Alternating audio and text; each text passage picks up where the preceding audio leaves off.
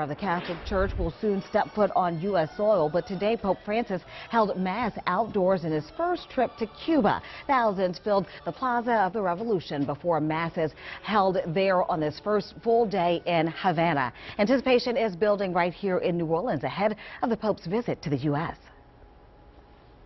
This is the first pope who comes from the southern half of the world, and he is making his first visit to the United States, not only as pope, but ever. Now we have a closer look at how area Catholics are getting ready to welcome the Pope to the U.S. WDSU anchor Latanya Norton is on your side with that part of the story.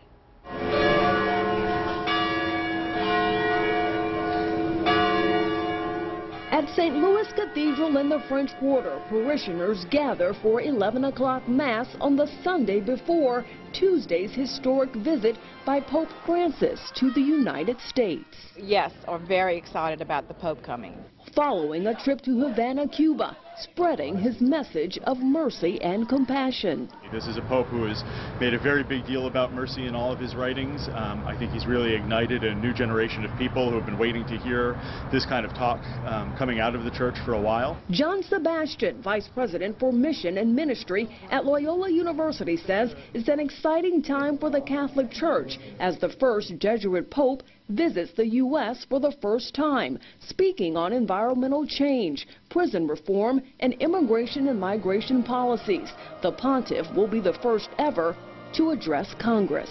This is going to be huge because he's going to say a lot of things that are going to make some people in Congress a little bit squirmy and uncomfortable, I imagine. He's been really addressing the migration crisis in Europe in a major way in the last couple of weeks, and obviously that has ties to our own immigration crisis here in the United States. We like everything that he's saying, so we are very excited for him to see the United States and to see some of the struggles we have. The leader of the Catholic Church will also visit the United Nations in New York and a prison in Philadelphia. I think it restores our faith and helps us to look forward and follow him. But the message that he carries is one that's really resonated with people, so I do think it's an exciting new time in the church. On your side, Latanya Norton, WDSU News.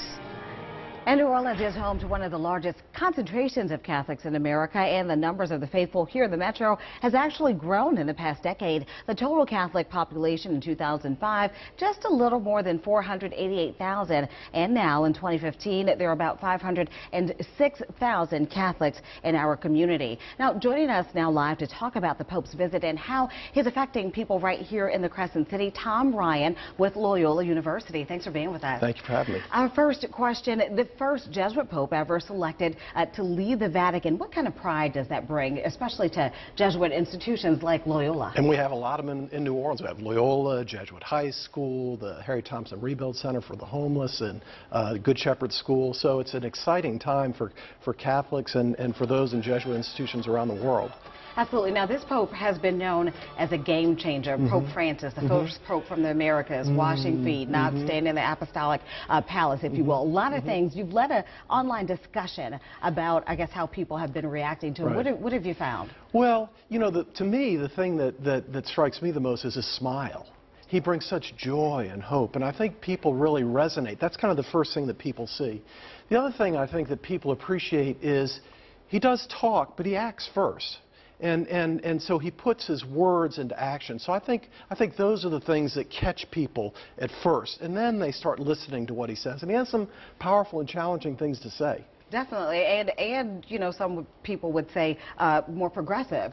Right, right. I would say traditional, and I think the Christian tradition is a very challenging tradition, so I don't think this is anything new. I just think he's calling forth its challenges that are already there. Challenging, you got that right. Last question for you. Pope Francis is pretty popular. There was a lottery for tickets, and some cases people even tried to sell their tickets.